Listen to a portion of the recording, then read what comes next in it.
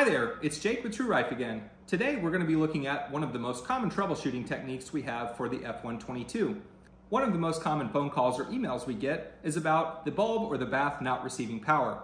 The easiest way to check this is if you have the machine on and running, is if either of these two lights are lighting up here. If they're not, you most likely have a blown fuse.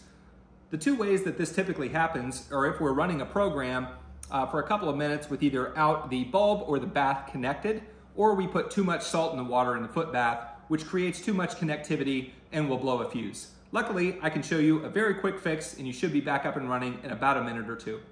The first thing we're going to do is turn the F122 machine around and look in the top right hand corner. There's a black circle here labeled fuse. We'll go ahead and unscrew that.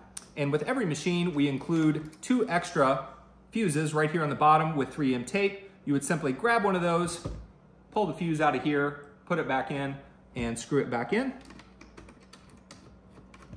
This should fix about 90% of our loss of power issues. Thanks so much for watching and have a great day.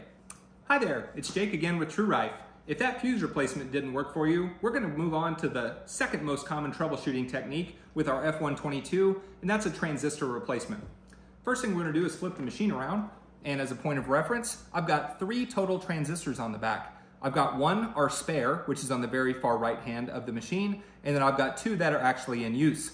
The most common one that goes out is the one that is closest to the power cord coming off the back, this one right here. 90% of the time, if we replace this one, we'll be good to go. So all we need here is to unscrew our 2 screws here on the spare and the same 2 screws here. This entire housing will come out, the black piece. You'll simply replace this on top.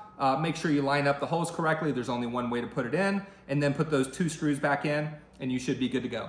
Thanks so much for watching. Have a great day.